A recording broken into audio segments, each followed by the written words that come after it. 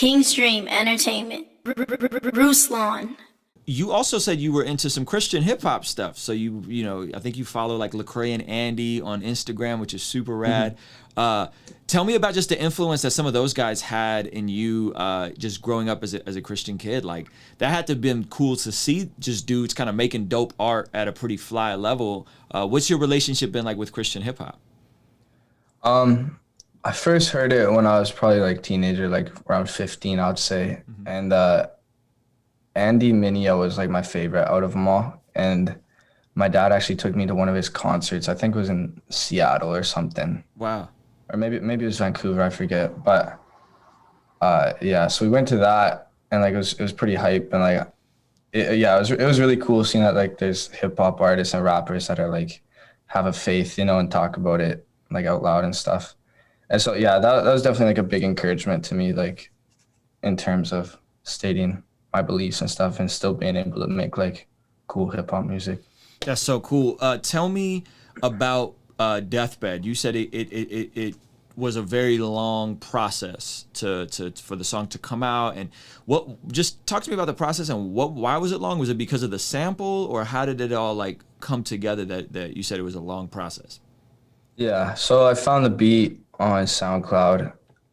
Yeah, basically like on SoundCloud, I started finding like this category called like lo-fi, right? And it was just like instrumental beats with like a cool melody behind it, like piano or guitar or something.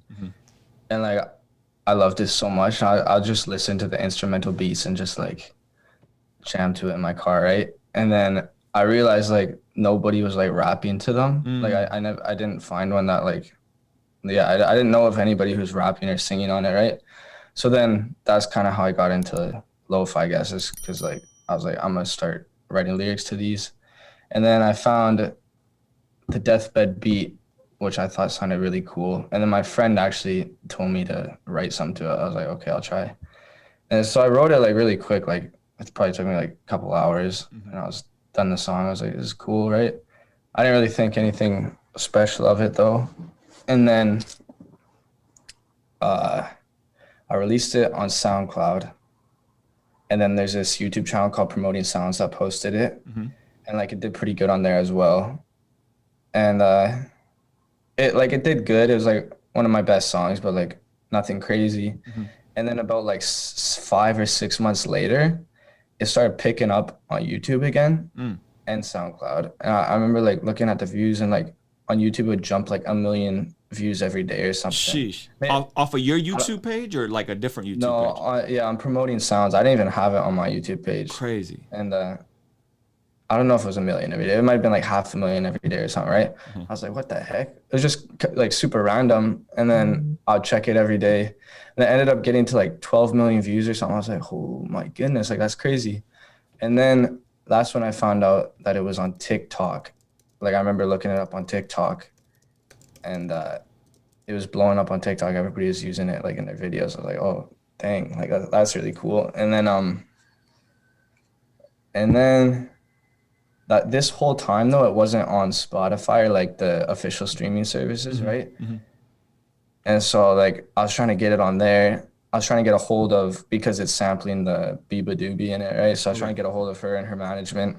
And like I didn't have anybody working for me at this time. Like it was just me, right? And like nobody was replying or doing anything. And like every day I was just getting flooded with DMs saying like release Deathbed on Spotify, right? I was like, I can't do anything, right? I was like, I have this song blowing up. I can't get a hold of anybody. And it's like everybody's like begging me to release it. So I was like, I don't know what to do. So I was like, I guess I'll just release it on Spotify. Like, and I knew like I could get in trouble for it, right? Yeah. And so I was like, whatever though, like all these people want it. So I think I posted like a story saying like, this might get taken down because like I don't have permission, but like you guys been asking for it, so I'll do it for you, I guess. So you just went for it. Yeah, so I just posted on. That's so hip hop of you, bro.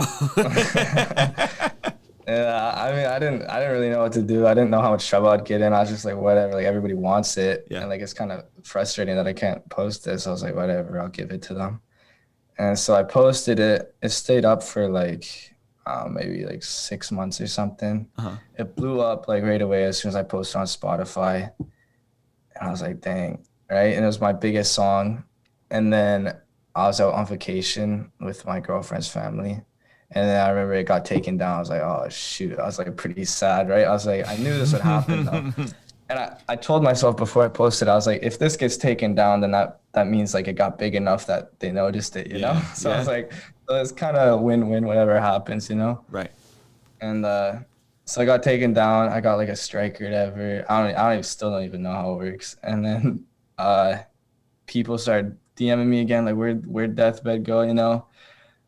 And is this all this year or is this before this year? This is like this was before this year. So the first time I uploaded it, I think it was like almost 2 years ago. Okay.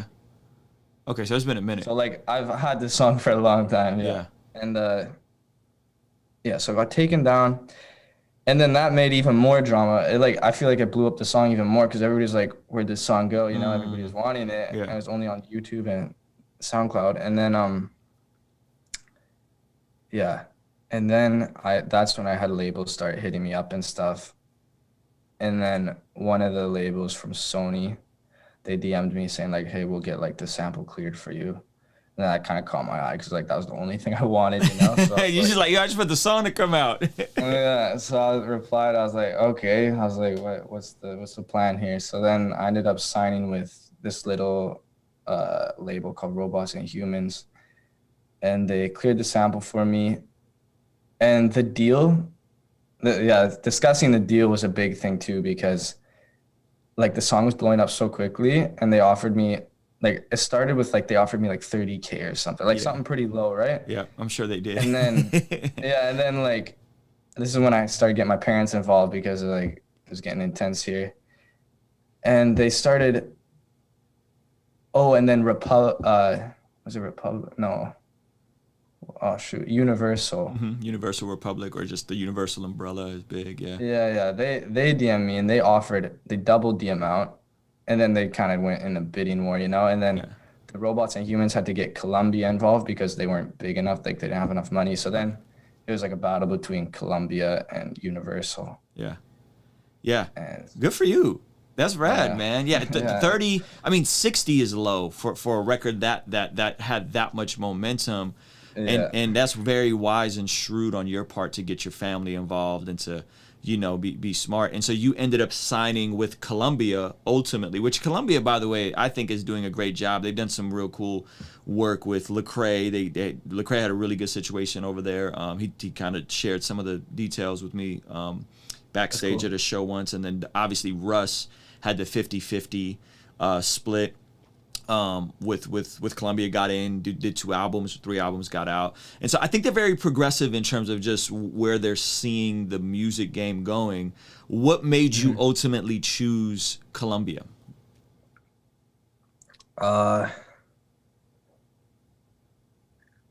This was a while ago. I'm trying to remember.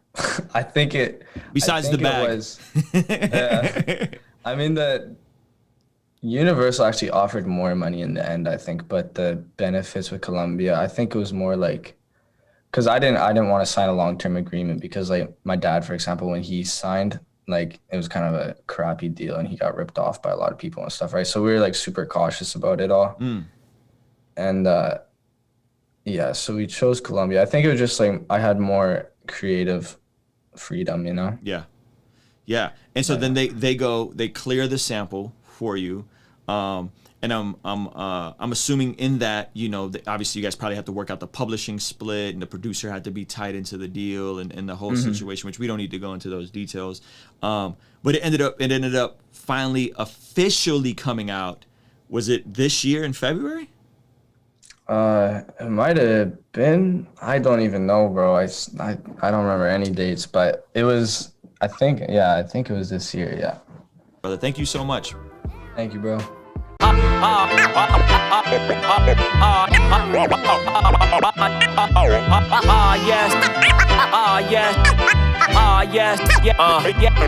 saw my mama smile through the silhouette. Sunshine and all. But she don't know that I still feel like we ain't made it yet. No, I ain't lying at all. I ain't lying.